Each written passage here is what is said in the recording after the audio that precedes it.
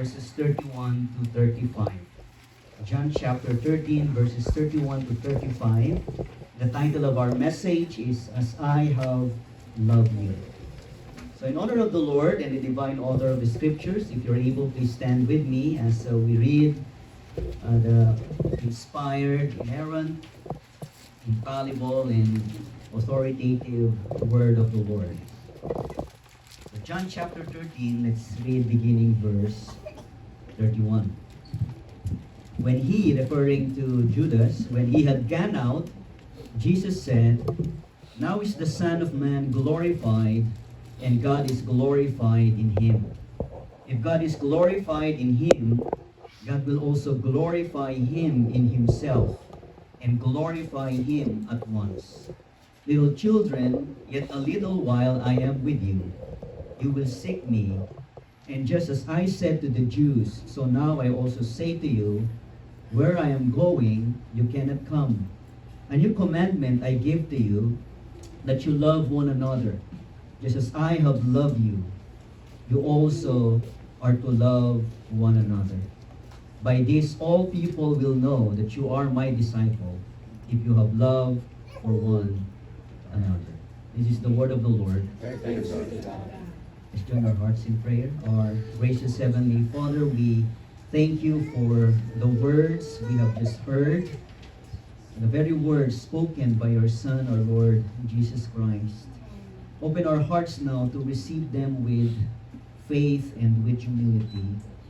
And let the glory of Christ's love steer our affections, renew our minds, and transform the way we live with one another. May your Holy Spirit help us at this very moment to understand, believe, and obey what you have spoken in your written word. Draw us nearer to your Son and make us more like him as we listen to your word. We ask this in Jesus' name. Amen. Please be seated. Imagine discovering one day that the person closest to you, perhaps your spouse, your best friend, or the person who promised to stand by you, had listed you for sale on eBay. Now, as unbelievable as that may sound, it actually happened to a woman named Leandra O'Kane from Yorkshire in England. One evening, her husband Simon came home feeling unwell. Now, instead of sympathy, he received irritation, nagging, and a cold shoulder from Leandra. And after a heated exchange, Simon decided to make a point that is very outrageous. Because what he did was he posted his wife for sale on eBay, and he posted the listing using the title, "Used Wife." And then he said, and wrote this description with a picture of his wife Leandra, "For sale, one wife. Reason for selling. I've had my fill, and I feel like there has to be someone out there that is more deserving of her." And then he went on to say that Leandra had some skills in the kitchen before listing her negative traits.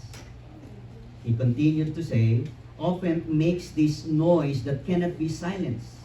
Sometimes her skills in the kitchen result in you ending up in the hospital." And then he made this final note, "Once bought, you cannot return ever." And Simon was surprised when the bids on eBay hit 57, with the highest offer of almost 66,000 British pounds.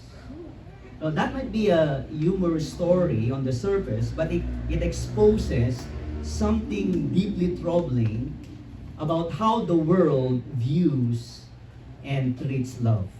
Because in our culture, love is often shallow, self-centered, and disposable. The world's version of love says, "I will love you as long as you please me, as long as you benefit me, as long as you don't inconvenience me. But once loving you becomes difficult, I can replace you. So love becomes a commodity, something to trade, something to discard, something to upgrade. But that kind of love is the complete opposite of the love that is revealed here in our passage by our Lord Jesus Christ. Because our Lord Jesus would never put us up for sale. He would never treat us as replaceable. He would never discard us because of our failures, our weaknesses, or our sins. Instead, our Lord Jesus Christ did the unthinkable. He gave His life in order to purchase us as His own precious possessions. Revelation 5:9 declares that our Lord Jesus Christ was slain, that He gave His life, and by His death, by His blood, He ransomed people for God from every tribe, language, and nation.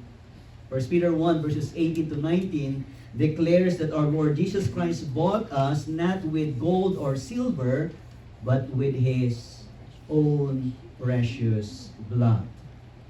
Now, that is the kind of love that defines Christianity.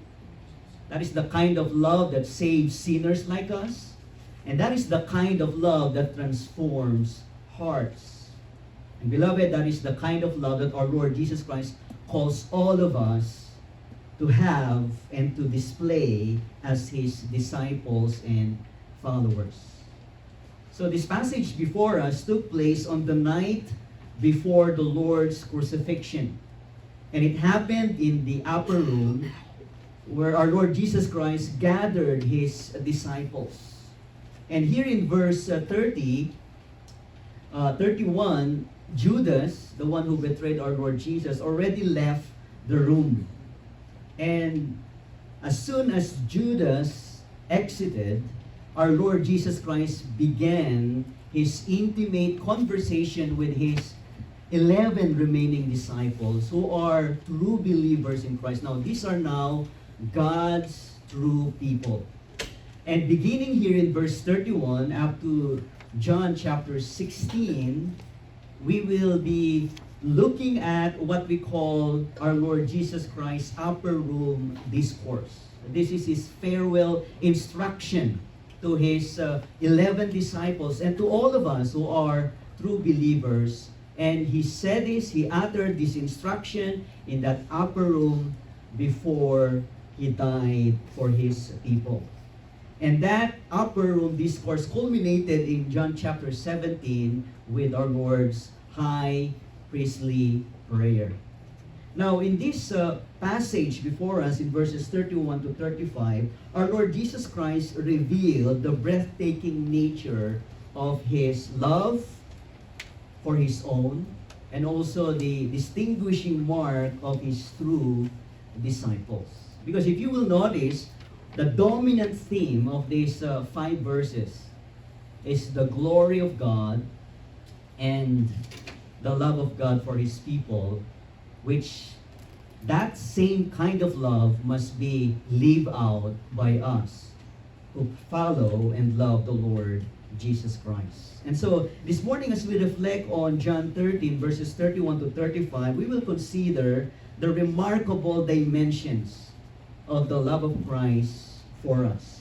And these aspects of Jesus' love will teach us this vital lesson, which is the main truth of our message today.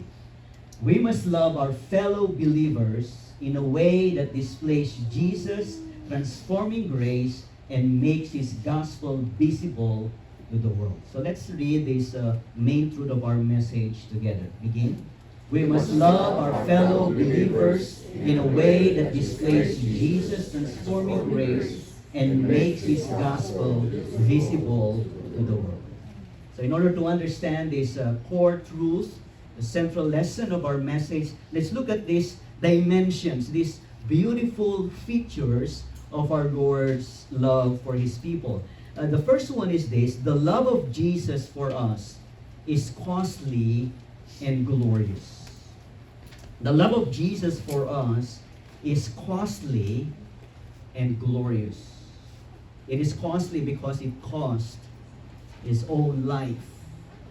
And it is glorious because it reveals the majesty of our triune God. So verse 31 begins with this striking declaration from the lips of our Lord Jesus when He said, "Now is the Son of Man glorified, and God is glorified in Him." As we mentioned a while ago, the timing of this utterance, these words of our Lord Jesus Christ is very significant because our Lord Jesus Christ speaks these words right after Judas left the room in order to betray the Lord Jesus. And so the machinery of evil is already in motion. The cross, the death of our Lord Jesus Christ is just a few hours away. Yet if you notice, our Lord Jesus Christ does not describe the coming events of His death on the cross as a tragedy. He does not describe it as defeat or failure. Instead, He calls it His glory.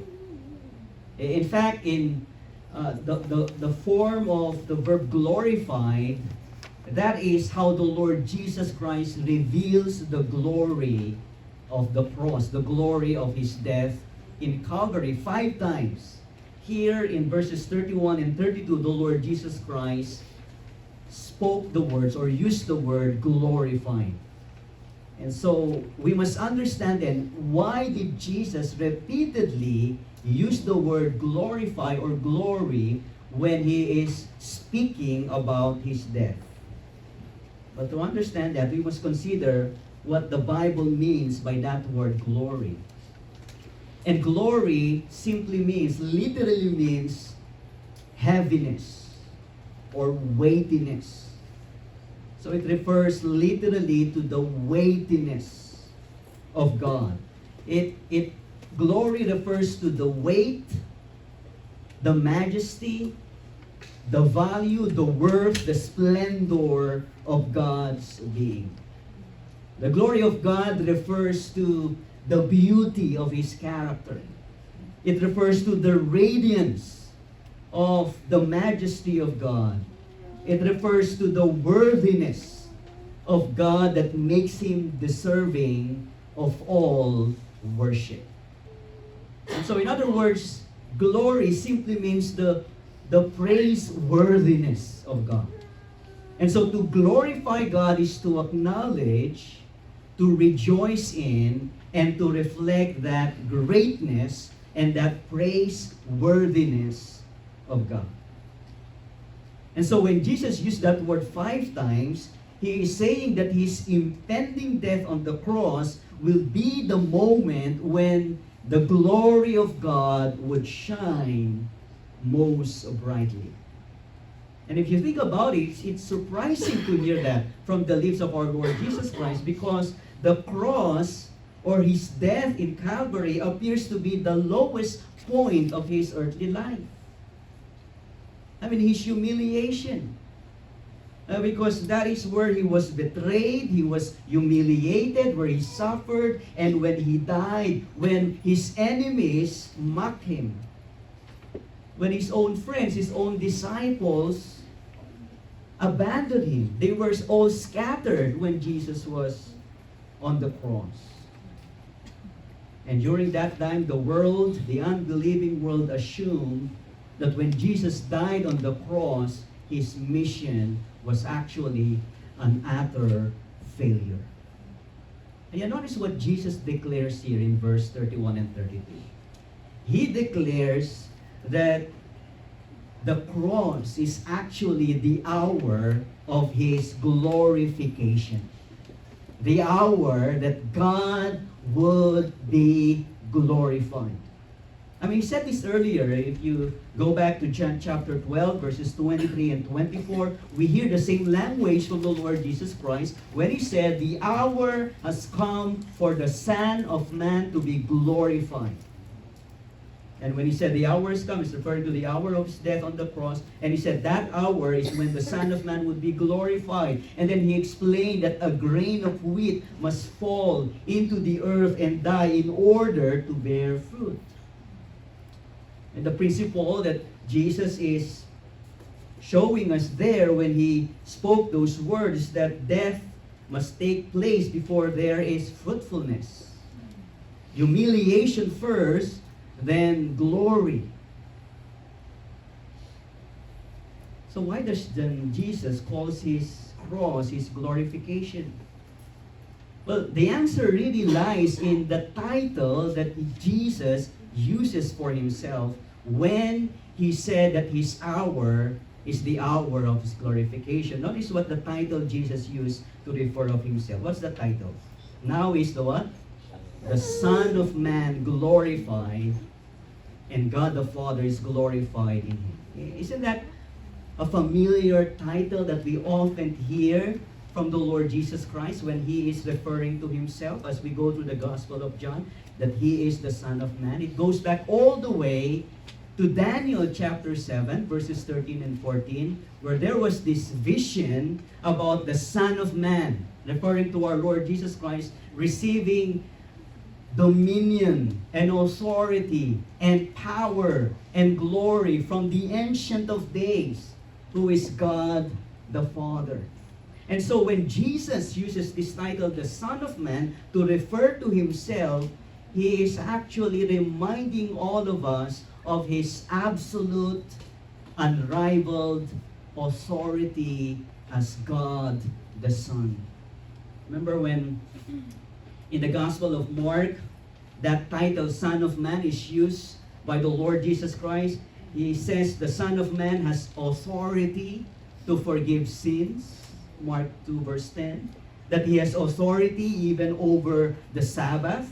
Mark 2 verse 28. And Jesus also says that the Son of Man came to give his life as a ransom for many. And so when our Lord Jesus Christ said, now is the Son of Man glorified, he means that his upcoming death on the cross is the moment when he actually exercises his full, absolute, divine authority as our Redeemer. And so, beloved, the death of Jesus on the cross is not actually a failure. He was not a victim when he was arrested, when he was tried unfairly, when he suffered and was humiliated, when he cried out on the cross, my God, why have you forsaken me? That was not a moment of defeat on the side of the Lord Jesus Christ. He was not overpowered by Satan, the evil plot of Satan through Judas. No, when Jesus Christ died on the cross, he is actually declaring the glory of his divine authority.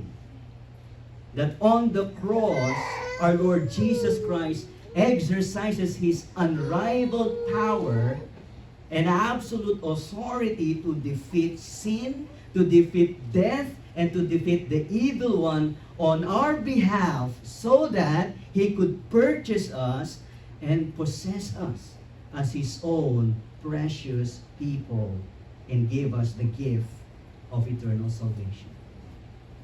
No wonder the Lord Jesus Christ said in John 10 verse 18, no one takes my life from me, but I lay it down of my own accord. So everything that's happening from this time forth in John chapter 13 up to his crucifixion, they are happening because this was the fulfillment of God's sovereign plan in order to save his people. The cross is the place where the Son of Man, the Lord Jesus Christ, accomplishes the mission given to him by God the Father. And that is to save us, his people, from our sins, from the penalty of our transgressions through his sacrificial death. But Jesus does not only speak of his glory. Notice what he said in verse 31. Now is the Son of Man glorified, and God the Father is glorified in him. And so when Jesus said God, it's referring to God the Father. So the cross does not only display the glory of the Son of Man, the glory of Jesus, it also displays the glory of God the Father. That's what Jesus said. And God the Father is glorified in him, in me, Jesus said. Because in the death of Jesus, the character of God the Father shines with unmatched beauty and brilliance. Think about it. On the cross, the holiness of the Father is displayed, right? Remember what the prophet Habakkuk said? God could not even look at sin. On the cross, the holiness is displayed because on the cross, our sins were judged through our Lord Jesus Christ. The condemnation of our sins, the holy hatred of God against our sins was poured out on His Son, the Lord Jesus. On the cross, it's not only the holiness of the Father that was displayed. On the cross, the justice of the Father was upheld. For the penalty for our sins was paid by our Lord Jesus Christ. The holiness, the justice, and even the love of the Father was marvelously displayed on the cross, for that is the purpose of Calvary, isn't it? God the Father sent His Son to be the atoning sacrifice for our sins. In the language of 1 John 4 verse 10, the Father sends His Son to be the propitiation for our sins. There's nobody else who could satisfy the demands of God's justice other than His own perfect Son, our Lord Jesus Christ, who through His sacrifice on the cross satisfied the wrath of God, the justice of God against our sins. And so on the cross, we see the Father's holiness, we see the Father's justice, we see the Father's love, and we see the Father's faithfulness. The faithfulness of God the Father was proven because on the cross, the Father fulfills all the promises that He gave throughout all the Scriptures, especially the Old Testament, where He says that His own Son would be pierced for our transgressions and crushed for our iniquities. Isaiah chapter 53. Remember what that passage says? It was the will, and in other translation it even says it was the pleasure of God, referring to God the Father, to crush Him. Because that was the fulfillment of the promise that God the Father has given. There's no other way for all of us who believe in Christ to be saved than for the Father to sacrifice His own Son and for the Son to receive and bear upon Himself the curse and the judgment of God against our sins. And so, beloved, the cross displays the marvelous glory of our God. Though the Spirit is not mentioned here, but later on we will see in John chapter 14, the Lord Jesus Christ talks about the Holy Spirit, because it's the Holy Spirit who will be given to all of us believers to apply the saving work of the Son of God upon our own hearts.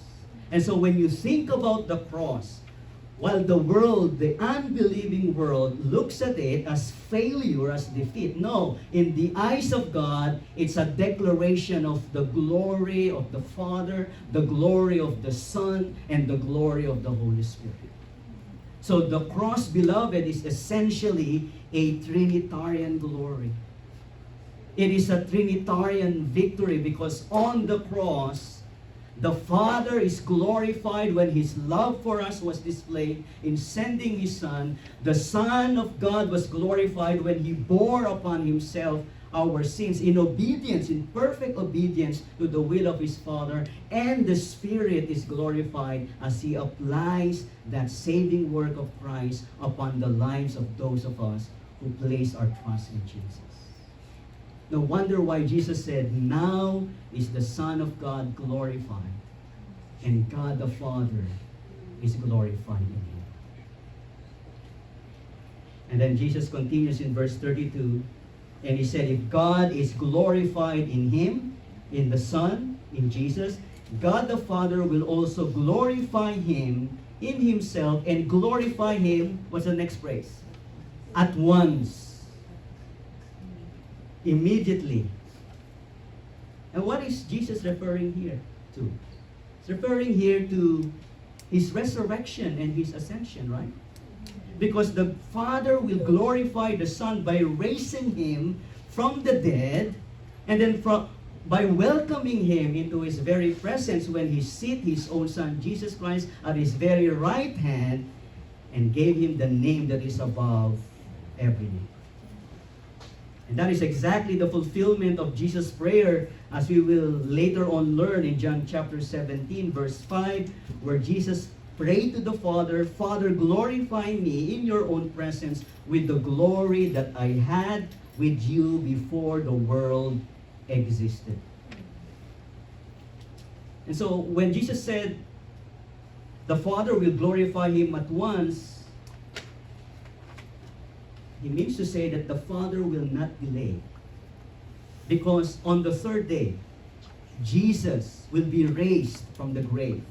And then 40 days later, Jesus our Lord will ascend to the Father's right hand, where he is there right now, reigning as our risen and powerful sovereign Savior and Lord. And so that praise at once, it's a very significant and a very powerful praise that our Lord Jesus Christ uses in order to tell us that all that the Father has promised in His Word is fulfilled without any delay and in the perfect timing of God Himself. And all this leads to verse 33, where Jesus turns tenderly to His disciples and He said to them, what little children.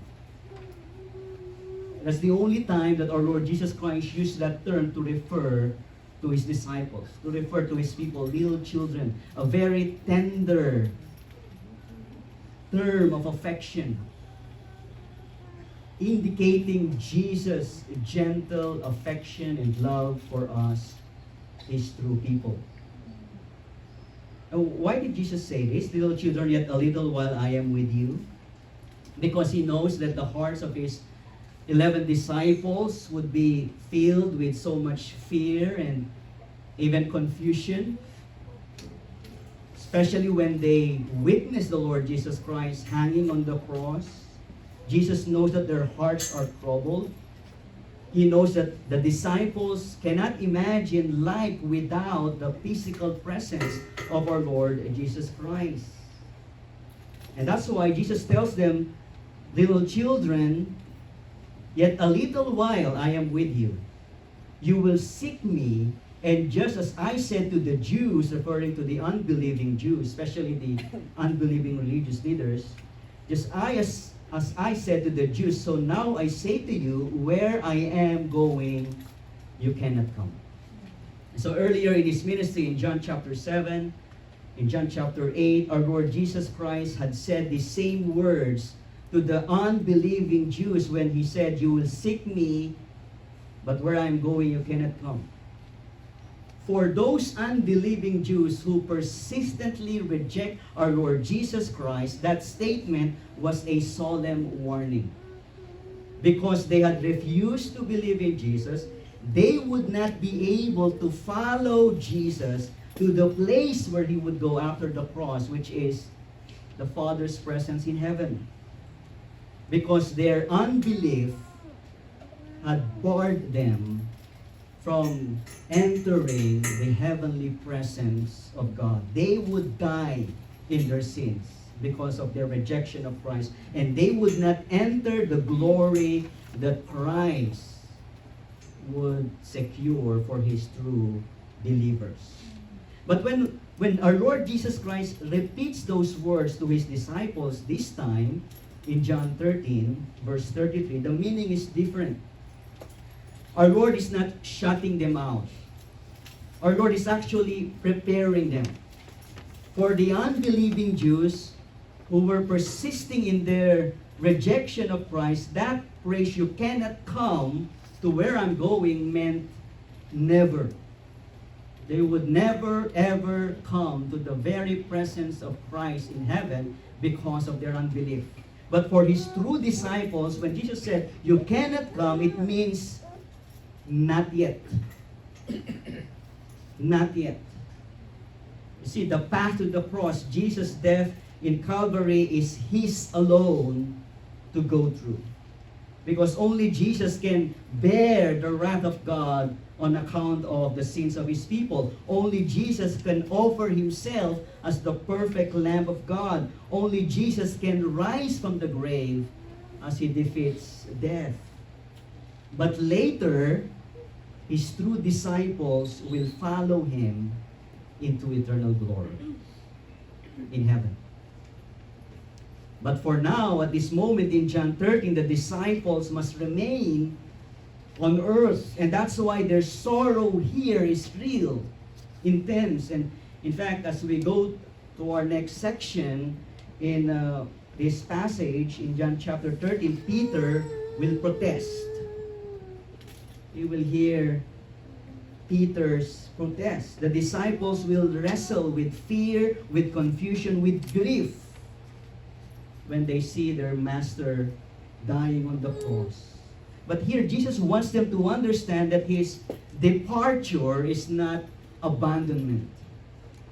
His departure, his death on the cross is actually the necessary path to eternal glory. He must go to the cross to die for our sins. He must rise from the dead. He must ascend to God the Father in heaven. He must return to glory in heaven before the glory that he enjoyed with the Father even before the world existed, because that is the very plan of God.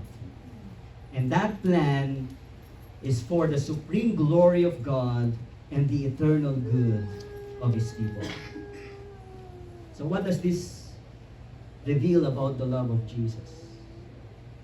Well, it shows us that the love of Jesus is indeed costly, because our Lord Jesus Christ willingly lays down his life for our eternal salvation. But at the same time, yes, it is costly, but it is also glorious, because the death of Jesus reveals the majesty of the love, the holiness, the faithfulness, and the grace of our God. And that calls for a response for each one of us. Whenever you think of the cross, not only on Sunday, but whenever you read your Bible and you encounter that term about the death of our Lord Jesus Christ, is your heart moved by this costly love of Christ for you? Do you see the cross not merely as a historical event, but as the very place where the glory of God was marvelously displayed for your salvation? Now, have you noticed whenever your pastors lead you in the opening prayer as our service begins, there's an adoration for the Father. There's a part where we exalt God the Son. There's a part that we magnify God the Holy Spirit. Because we want to teach you and we want to train you to think about the love of God for you as so much glorious. That whenever you think of the cross, that should deepen your worship of God. That because of the cross, because of Calvary, God the Father is glorified. The Son of God is glorified. The Spirit of God is glorified. And it is the very joy, pleasure, and delight of God to do all those sacrifices in order for each one of us to be saved and to belong to Him. Amazing that amazing? All that God did for you and me? And the answer is yes. That is the amazing, wondrous love of God for you and me. So that's the first thing that we learn here. The love of God, the love of Jesus is costly and yet it's glorious. The second dimension of love that we learn here from our passage is this: the love of Jesus is covenantal and gospel driven. The love of Jesus is covenantal and gospel driven. Look with me in verses 34 and 35. Our Lord Jesus gave a command that He Himself described as new. You notice that? It's a new command that would define the identity of God's people. It would define the witness of God's people and the spiritual life of each one of us throughout generations. Listen to what Jesus said in verses 34 and 35. A new commandment I give to you, that you love one another just as I have loved you. You are also to love one another. By this all people will know that you are my disciples if you have love for one another. Now the question is, why did our Lord Jesus Christ call this commandment to love as a new commandment? I mean, in the Old Testament, haven't we encountered this command to love? Remember in Deuteronomy chapter 6 verse 5, and in Leviticus 19:18, the great commandments are stated this way: you shall love the Lord your God with all your heart, with all your soul, with all your might. And then Leviticus 19:18 adds, you shall love your neighbor as yourself. And when Jesus Christ came here on earth, that's what He taught. In Mark chapter 12, verses 29 to 31, Jesus affirmed that these are the greatest commandments. And this is what He said: the most important is this: hear, O Israel, the Lord our God, the Lord is one, and you shall love the Lord your God with all your heart, with all your soul, with all your mind, and with all your strength. And the second is this: you shall love your neighbor as yourself. And there is no other commandment greater than this. And so when Jesus refers to this as a new commandment, He is not contradicting those parts of the Scriptures. Rather, He is announcing that something fresh, something new, something unprecedented, something that never happened yet, something belonging to the coming, the dawning of a new era has arrived. In what sense is this new? Well, the commandment is new because the entire framework in which God's people, all of us now live, has been transformed by the coming of the Lord Jesus Christ. The love that He commands, He calls it as new because it is rooted in His new covenant. His new covenant of love, which is fulfilled through His redeeming work of the cross, and it's also gospel-driven because it becomes the visible testimony of Jesus' saving grace to the world. Now, let's look at this aspect of Jesus' love as covenantal and gospel-driven so we may understand it in four aspects. Next slide, please. When Jesus said that this love is new, its newness unfolds in four distinct ways. There's a new covenant, there's a new example, there's a new power, and there's a new priority. Do you know that when the Lord Jesus Christ declared these words, a new commandment I've given you, He announced it during the institution of the Lord's Supper. What we actually see here, the Last Supper, the Passover meal, is actually the very night when our Lord Jesus Christ established or instituted the communion, the Lord's Supper. Remember what happened during the first Passover? Remember that story in Exodus? What happened then? Why is it called Passover? Remember the angel of death, the last plague? The angel of death that God has sent in order to take the life of all the firstborn in Egypt. What was the means for the firstborn of the Israelites to be spared? There has to be the blood of the lamb to be posted on the doorpost. And when the angel of death sees that blood smeared on the doorpost of that household, the angel of death would pass over that house. Now, during this very night, they were observing, the Lord Jesus Christ and the disciples, they were observing the Passover meal, commemorating that incident in the history of the Israelites. But now here, the Lord Jesus Christ had given it a new significance. Remember, during the Passover meal, if you trace the Gospels, Matthew, Mark, Luke, and John, in the Gospel of Luke, this is what Jesus said. During that meal, Jesus took the cup and said, "This cup that is poured out for you," what did he say next? "Is the new covenant in my blood." And then in Matthew chapter 26, 27, and 28, to make it even clearer, Jesus said, "Drink of it, all of you," referring to the wine that he is giving his disciples. "For this is my blood of the covenant, which is poured out for many for the forgiveness of sins." And so when Jesus Christ issued this new command, it's in the context of his fulfilling the new covenant. Remember back in the Old Testament, the Israelites were under what we call the Mosaic covenant, the covenant that God gave through his servant Moses. And in that covenant, if you remember, the way for the people of Israel to be affirmed that they receive forgiveness from God is by offering what? Animal sacrifices.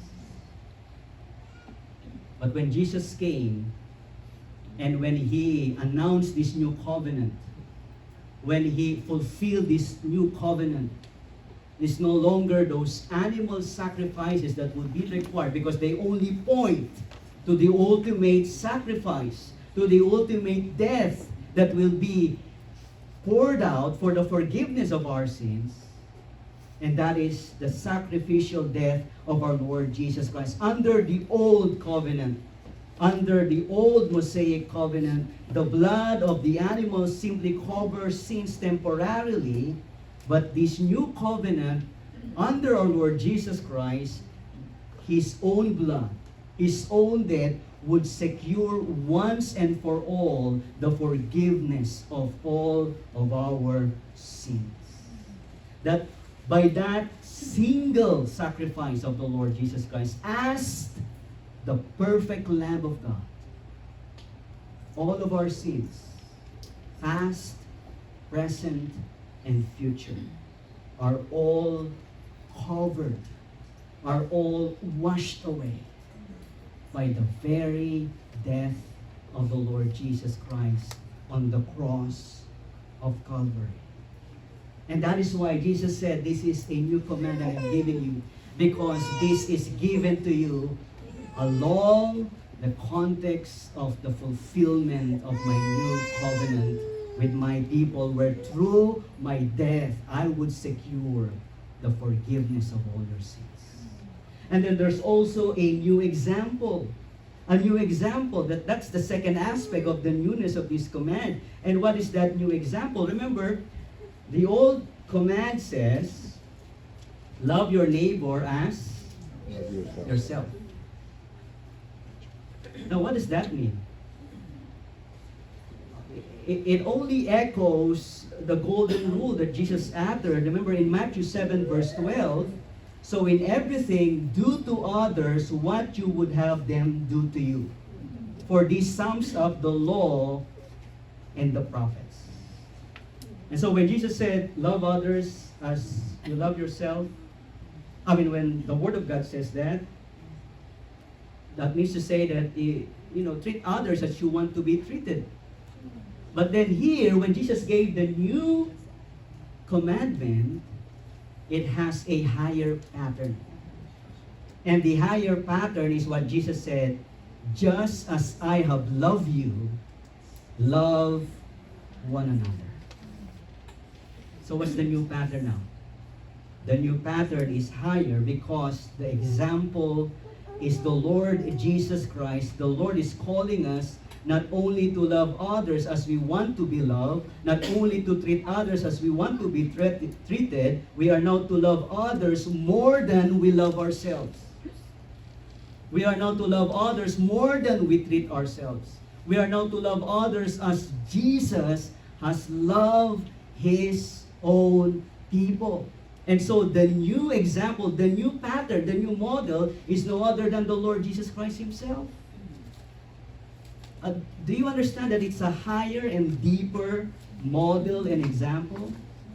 No longer as you love yourself, as you treat yourself. No. Love others more than you love yourself. Love others the way Jesus has loved us. And how did Jesus love His disciples? Well, let me give you three important truths. Jesus loved us, His disciples. His example of love is sacrificial. And that is very clear as we look at our passage. Because remember, the Lord Jesus Christ said Himself in John 15 verse 13, "Greater love has no one than this, that someone lay down his life for his friends." Paul said in Ephesians 5:2, "Walk in love as Christ loved us and gave Himself for us." 1 John 3:16, John says, "By this we know love, that Jesus laid down His life for us, and we ought to lay down our lives for our brethren." I already asked this question before. If your own son needs a heart transplant, if your own wife, your own parents need a heart transplant, are you willing to give your own heart to your loved one? Would you do that? I would do that for Jenny. Would you do that for your loved ones? If that means losing your own life. Have you ever realized, in one sense, the Lord Jesus Christ loved us more than He loved Himself? Ever realize that in one sense? Because He put our needs first before His own needs. He gave His own life for us in order to redeem us. And that is the sacrificial, self-giving character of Jesus' love that must characterize your love for your fellow believers. By the way, when Jesus said, "Love one another," is talking about your love for your fellow Christians, for your fellow believers. Do you love your fellow believers the way Jesus loved us sacrificially? You know, as you probably read this somewhere, that the people in the church, your fellow believers, are those people whom you don't want to spend vacation with. It's okay to see them every Sunday, but to spend summer vacation with these people, no way. They said the people in our church, the people in our faith community are those people who drive you nuts. The people who test your patience. And beloved, they are the people that Jesus calls us to love with sacrificial kind of love. Let me make this more practical for all of us. Love what Pastor John MacArthur says. Telling our wives or husbands that we love them is not convincing if we continually get upset and angry at what they say and do. Telling our children that we love them is not convincing if we often yell at them for doing things that irritate us and interfere with our own plans. It does no good to protest, "I lose my temper a lot," but it's all over in a few minutes. So is a nuclear bomb. A great deal of damage can be done in a very short time. Temper is always destructive, and even small temper bombs can leave much hurt and damage, especially when they explode on a regular basis. Lovelessness is the cause of temper, and love is the only cure. End quote. And let me add, sacrificial love is the only cure.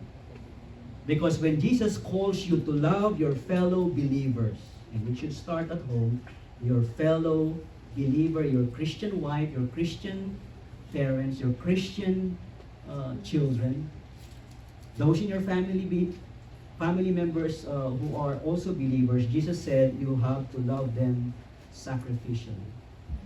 You have to die to your own self in order to give God's best to them. Meaning to say, you have to die to your own anger, die to your own irritableness, die to your own resentment, renounce all those self-centeredness in you in order to love your fellow believers. That's the kind of love that Jesus calls us to. Jesus' example of love is not only sacrificial, it is steadfast. Right? It's enduring. It's long suffering. Long suffering.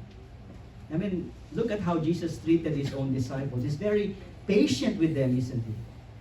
I mean, in the midst of all their failures and unbelief and doubts and pride, Jesus endured and he bears up all those. He bears up with them and he endured all those weaknesses and failures. That's the kind of love that we are called to show our fellow believers. The love that is long-suffering and patient.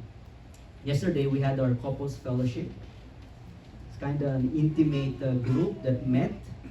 But it's it's very encouraging. I encourage all of you next September to join our couples fellowship. And the book that we're studying gives a wonderful illustration of what it means to love steadfastly and patiently. This is what the author said. When your spouse blows it, when your spouse fails you, you will not throw her sin in her face. You will not make her feel guilty for how hard her failure makes life for you. You will not use her sins against her. You will not keep a detailed history of her wrongs against you. Rather, you will look for ways of incarnating or embodying the transforming grace of the Savior. You will be ready to encourage her when she fails and restore her when she falls, and you will not treat her as less righteous than you. End quote. Isn't that the kind of love that is patient and enduring and long-suffering? That when your fellow Christian fails you, irritates you, annoys you, offends you, you will not give up on them. Right? You will keep on loving them. Now remember 1 Corinthians 13? You often hear that during wedding ceremonies, but actually 1 Corinthians 13 describes primarily not the love between spouses, it describes love between believers. And listen to what Paul said, because it describes the nature of that Christ-like love. And as I read this, examine your own heart. And I will examine my own heart. Is this the kind of love that I display in my own life? That I give to my fellow believers? Paul says, that kind of love is patient and kind. It does not envy or boast. It does not insist on its own way. It is not irritable or resentful. It does not rejoice at wrongdoing, but rejoices in the truth. That kind of love bears all things, believes all things, hopes all things, endures all things. That is long-suffering kind of love. Jesus' example of love, it's sacrificial, it's steadfast, and then thirdly, it's servant-hearted. I mean, Jesus just modeled for us what it means to serve. Remember, he washed his own disciples' feet. He took upon himself the lowest menial task reserved for the lowliest slave to show how much he cares for his own disciples. Beloved, that is love in action. That is love that really serves.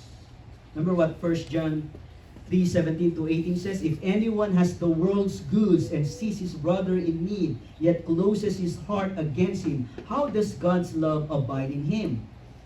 And notice what John says, little children, let us not love in word or talk, but in deed and in truth. There must be concrete evidences of your love. for your fellow believers. And think of it this way, what kind of simple act of service can I offer to my fellow believers this week? Is there someone among us here grieving, burdened? I mean, how about call them throughout this week? Or invite them for coffee and just listen to them and pray for them. I mean, I love it whenever I hear our members giving a ride to our fellow believers here who need to go places. What small act of service can you give your fellow believers?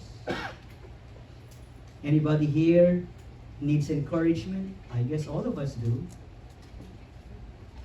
And so the challenge of God's word for us is this: when Jesus said, "A new commandment I give you," the new example now is Jesus' love for us, which is sacrificial, which is steadfast and patient, and which is servant-hearted. It's new because there's a new covenant, there's a new example, there's a new power. You might say, "Pastor, it's very difficult to do this. It's impossible to practice that," and it's true. If you are not a Christian, you cannot love others the way Jesus loves. And that's why the new power that is given to the believers in Christ is the power that comes from the Holy Spirit. And you will notice as we look at John chapter 13 and 14, now Jesus said here, ask the Father and He will give you a new helper. And that helper will be with you forever. And He is the Spirit of truth. Isn't that wonderful? When Jesus gave that command and gave that example, new example, it's impossible for us to carry that out. But then along with that new example, He gives that power that comes from the Holy Spirit who indwells every believer in Christ. And then finally, it's new because there's a new priority. Remember what Jesus said in verse 35? What does He say in verse 35? "By this all people will know that you are my disciples if you have love for one another." Now, this is the gospel priority of every believer in Christ. We must show our unbelieving loved ones and friends the truthfulness of Jesus' love and grace by the way we treat our fellow believers. Have you ever thought about that? Isn't that what Jesus said? This is how the unbelieving world can know that you are my true disciples, if you love one another. So the way you treat your fellow Christian, the way you treat your Christian parents, the way you treat your believing spouse, your believing friends, is actually a great witnessing tool for the unbelievers to see the power and the grace of our Lord Jesus Christ Himself. Now, let me end with this. Because church history offers many examples of this gospel-driven priority. That the way we love each other in the church, in the Christian home, will be a great gospel testimony to the unbelieving world. In the middle of the 3rd century, between AD 249 and 262, there was a devastating plague that swept across the Roman Empire, striking cities like Alexandria in Egypt. And the disease, that plague, spread so quickly that simply approaching the ill or sick people could mean death for you. And so what happened then is fear and panic ruled the city of Alexandria. As soon as someone shows even the slightest symptom of an illness, their neighbors would put them out of their homes and would leave them to die in isolation. Bodies piled up unburied because people were too afraid to touch them. But you know what? The Christians in Alexandria responded in a completely different way. Instead of abandoning the sick to die on their own, they cared for them. The Christians in Alexandria then, they brought food and water, they cleaned the wounds of those sick among them, they prayed with them, they prayed with the dying, and they refused to let any Christian brother or sister suffer in isolation. And they knew the risk that it took, yet they chose loving compassion over self-preservation. And when their fellow Christians died, they buried them with honor, with the confidence in the hope of the resurrection. Now, there's one church father who lived nearly close to that era. His name is Tertullian. And this is what he recorded as the very words that he heard from those unbelievers who witnessed the love between Christians during that plague. He heard them say, "See how they love one another and how they are ready even to die for one another." I mean, that's the kind of love that Jesus calls all of us here to live out and to give out to our fellow Christians. A love that is willing to give your own life for your fellow believers. So let me ask you, does your life bear those marks of the love of Christ? Jesus said, "Just as I have loved you, love one another."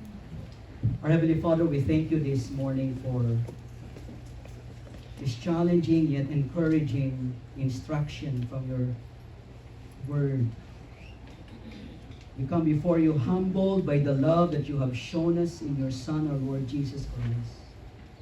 We thank you that His love for us is costly, it's glorious, it's rooted in your new covenant of love for us, and it is driven by the gospel, the good news of your Son, our Lord Jesus.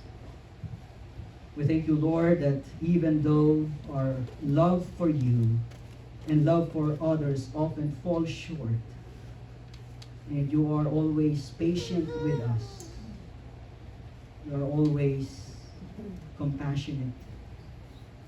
We thank you for your rich forgiveness.